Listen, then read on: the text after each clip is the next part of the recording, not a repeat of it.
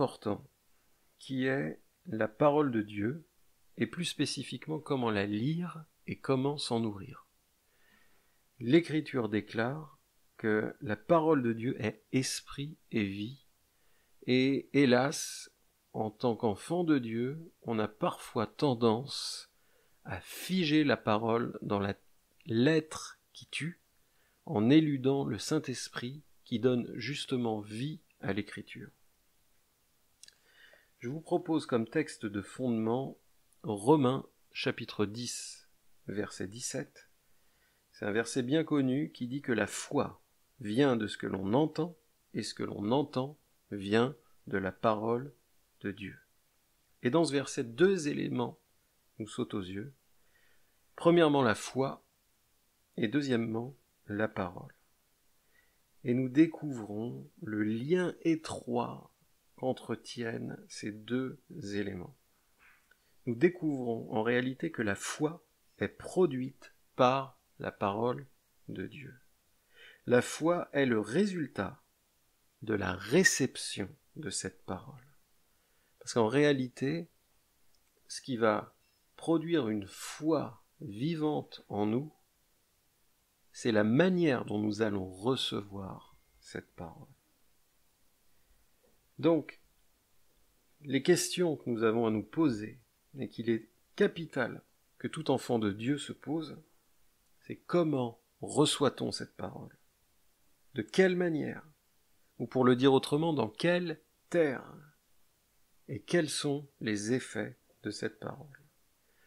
Pour cela, je vous propose de prendre le passage dans l'évangile de Jean au chapitre 1, à partir du verset 10 jusqu'au verset 21. Je vais commencer par vous lire le premier verset. « Au commencement de toute chose, la parole existait déjà. Celui qui est la parole était avec Dieu, et il était Dieu. Il était donc avec Dieu au commencement. Dieu a fait toutes choses par lui, rien n'a été fait sans lui.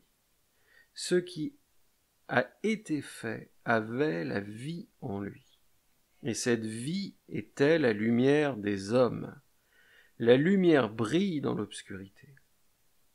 Mais l'obscurité ne l'a pas reçue. » Verset 10. « Celui qui est la parole était dans le monde. Dieu a fait le monde par lui, et pourtant le monde ne l'a pas reconnu. Il est venu dans son propre pays, mais les siens ne l'ont pas accueilli. Cependant, certains l'ont reçu et ont cru en lui.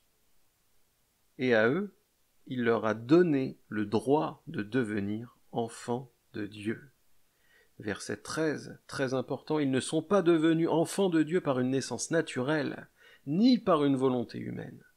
C'est Dieu qui leur a donné une vie nouvelle. » Que nous apprend ce passage? Ce passage capital nous apprend que cette parole qui vient vers nous, envoyée par Dieu, eh bien nous pouvons la rejeter. Nous avons le pouvoir, Dieu lui-même nous donne le pouvoir, à nous qui sommes pécheurs, de rejeter la parole de vie. Mais de la même manière, nous avons le pouvoir de la recevoir. Et à ceux qui la reçoivent, la première chose que l'on apprend, ceux qui sont une bonne terre, une terre fertile pour cette parole. Lorsque cette parole rentre dans la terre intérieure, dans le terreau intérieur de nos vies, de nos pensées, de notre âme, et plus profond que ça, de notre esprit, eh bien, la vie surabonde. Lorsque nous recevons la parole de vie dans une terre fertile, la vie se multiplie, et la conséquence première, c'est que cette même parole fait de nous des enfants de Dieu. Deuxième chose que l'on apprend, c'est que cette parole, ce n'est pas simplement Un vocable, ce n'est pas simplement des mots. Cette parole, c'est quelqu'un. Et ce quelqu'un, c'est Dieu avec Dieu. C'est Dieu lui-même.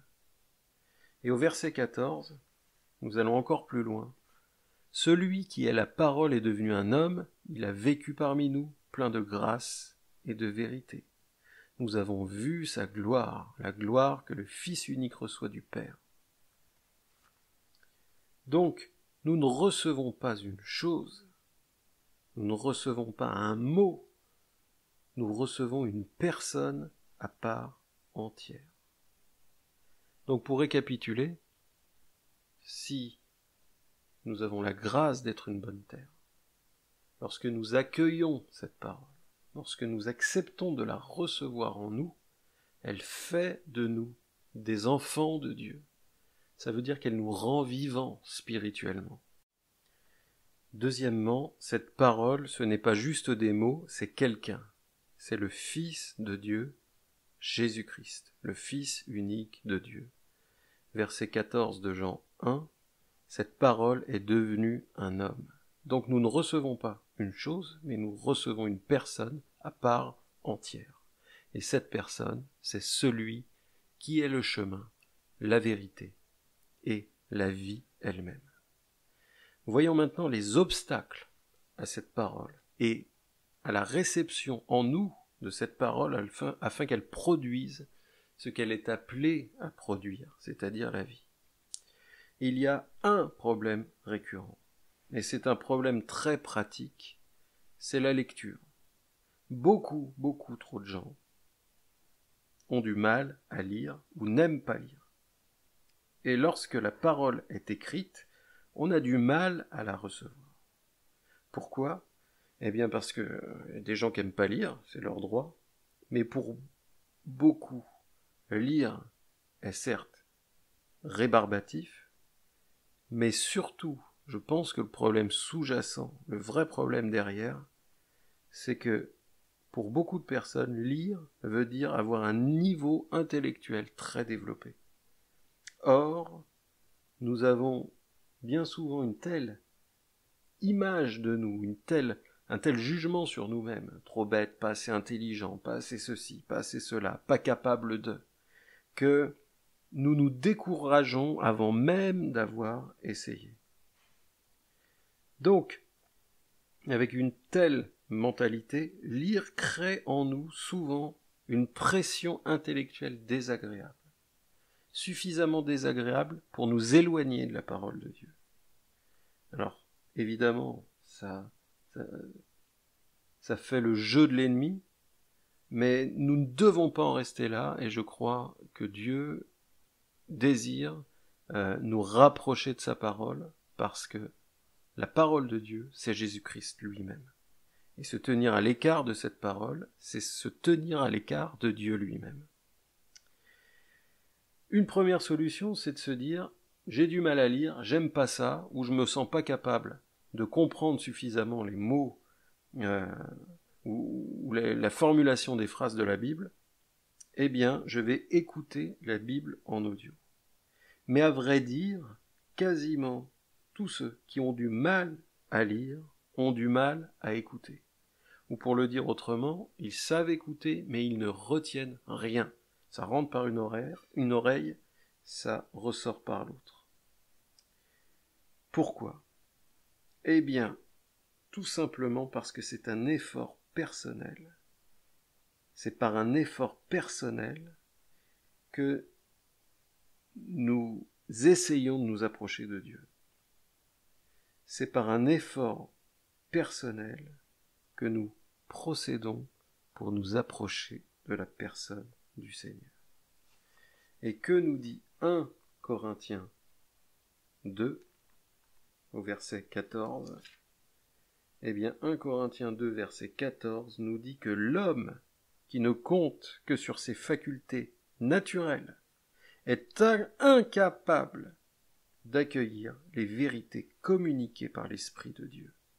Elles sont une folie pour lui, et il est impossible de les comprendre, car on ne peut juger que par l'Esprit. L'homme qui a l'Esprit de Dieu, peut juger de tout, mais personne ne peut le juger. Il est écrit en effet, qui connaît la pensée du Seigneur? Qui peut lui donner des conseils? Mais nous avons la pensée de Dieu. Donc la véritable réponse à ces difficultés de recevoir la parole, c'est pas parce qu'on a du mal à lire ou qu'on n'aime pas lire. Ce n'est pas parce qu'on entend mais qu'on écoute mal. C'est parce qu'on s'approche de Dieu par l'homme naturel, avec la force de l'homme naturel, c'est-à-dire Adam. Et que déclare l'Écriture sur Adam? Adam doit être mis à mort, il doit être crucifié. Et en Christ, Adam a été crucifié. Et si nous sommes vivants, c'est en Christ, et lui, il est le nouvel Adam, qui nous donne une vie nouvelle. Donc, si nous avons tant de mal à recevoir la parole de Dieu, c'est parce que le fruit de l'homme naturel et l'homme naturel lui-même ne peuvent ni vouloir, ni connaître correctement Dieu. Pourquoi? Eh bien tout simplement parce que la parole déclare que ce n'est pas par une volonté humaine, mais que c'est par le choix divin. Jésus a dit, ce n'est pas vous qui êtes venus à moi, c'est moi qui vous ai choisi. C'est ce que l'on retrouve et que je vous ai lu tout à l'heure dans le chapitre 1 de Jean. Ils ne sont pas devenus enfants de Dieu par une naissance naturelle, ni par une volonté humaine. C'est Dieu qui leur a donné une nouvelle vie. Et si je vous partage ça aujourd'hui, c'est pour vous rassurer, non pas pour vous inquiéter, mais pour vous encourager et pour croire, accepter que, comme le dit l'Écriture, si notre cœur nous accuse, si notre conscience nous accuse, Dieu est plus grand que notre cœur et il connaît toutes choses. Dieu désire se révéler à nous, Dieu désire nous attirer à lui et Dieu sait comment faire. Et bien souvent, pour y arriver, nous avons besoin d'abandonner nos propres manières de faire, nos propres réussites, nos propres solutions qui fonctionnent. Parce que les solutions qui fonctionnent pour Adam échouent en Christ. Les seules solutions qui fonctionnent devant Dieu se trouvent en Jésus-Christ. C'est lui le oui et l'amen de Dieu. C'est lui la réponse de Dieu et la solution. Il est le commencement et l'accomplissement de toute chose.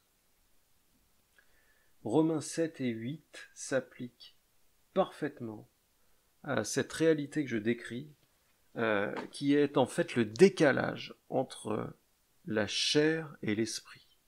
Et plus qu'un décalage, c'est une vraie confrontation. Je vous illustre ça d'une manière très simple. Quand on est chrétien, on sait qu'on doit prier et lire la Bible. On doit le faire pour grandir. Et on veut le faire pour grandir. Mais c'est justement le sentiment d'obligation, le « tu dois lire », tu dois écouter la parole, tu dois t'approcher de Dieu, qui active la chair. Et la chair, c'est l'homme naturel. Et cet homme naturel, il ne peut pas connaître Dieu. Et l'obligation produit en nous l'activation de la chair. Et à ce moment-là, lorsque la chair est activée, l'homme naturel se réveille et se met en quête de prier et de lire la Bible pour rencontrer Dieu. Et aujourd'hui, je veux que les choses soient claires. C'est une impasse et nous devons apprendre à renoncer, d'essayer de trouver Dieu par nos propres forces. Donc, le troisième point que je veux développer avec vous, extrêmement important, c'est que vous ne connaîtrez jamais le Seigneur en lisant la parole. Je vous donne en exemple les pharisiens ou Saul de Tarse, juste avant qu'il devienne Paul. La différence entre Saul et Paul, c'est qu'avec les mêmes écritures, il a persécuté Jésus lui-même, et avec les mêmes écritures, il a secoué le monde pour Jésus. Quelle est la différence? La manière dont il a reçu cette même parole. On ne connaîtra pas le Seigneur en lisant sa parole. Le même parallèle est valable au sujet de la prière. Combien de personnes d'environnements spirituels différents prient? Beaucoup de gens prient. Même les sorciers prient. Et pourtant, ils ne connaissent pas le Seigneur. Donc, l'intellect et l'intelligence ne servent à rien pour recevoir cette parole de vie. Si nous ne sommes pas spirituels, la parole de Dieu ne nous révélera jamais le Seigneur, tant que le Seigneur lui-même ne se révèle pas par sa parole à nous. Je vais le dire autrement.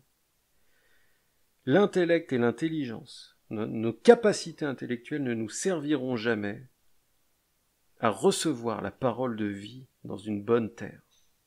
Parce qu'en réalité, la parole est esprit et vie. Et si nous ne sommes pas spirituels, alors cette même parole nous rendra religieux et non pas vivants. Cette parole ne nous révélera jamais le Seigneur, tant que le Seigneur lui-même ne nous révèle sa parole. Pour recevoir la vie contenue dans cette parole, il faut que l'Esprit de Dieu allume cette parole en nous et la rende vivante. La parole de Dieu ne nous révélera pas Dieu tant que Dieu n'a pas lui-même parlé à nos cœurs. Et je le redis encore une fois, d'une autre manière, la parole de Dieu ne nous permettra pas d'aller à la rencontre du Seigneur tant que celle-ci n'est pas d'abord venue à notre rencontre. Je vous propose de prendre l'exemple du livre du prophète Osée, où il est écrit clairement que la parole vint à Osée.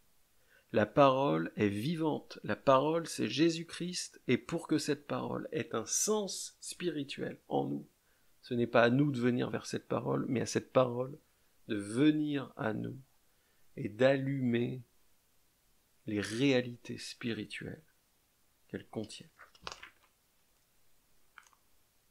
Donc prière et parole, nous prenons les choses à l'envers. Que ce soit dans la prière ou dans la lecture de la parole, bien trop souvent nous prenons les choses à l'envers. Nous prenons l'initiative comme si elle nous appartenait. Mais Dieu est celui qui est à l'initiative. C'est pas nous. Et peut-être que ça va être une douche froide pour beaucoup, mais si on est un tout petit peu honnête avec nous-mêmes et avec le Seigneur, nous devons reconnaître que Dieu est toujours à l'initiative de toute rencontre, que ce soit dans la prière ou dans la parole. Notre part, quelle est-elle dans ces cas-là?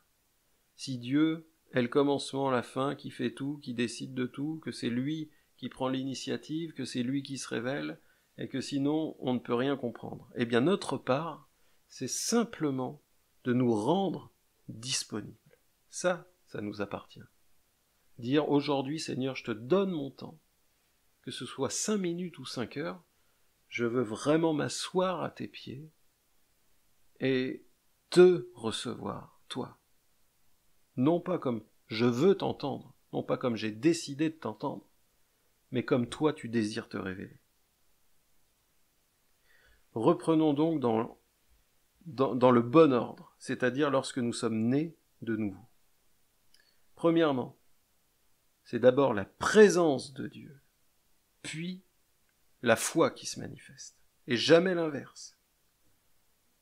Nous n'avons pas eu la foi pour croire, mais le Seigneur qui, lorsqu'il a choisi de se révéler à nous, selon son initiative personnelle, par sa présence, a instantanément produit la foi en lui.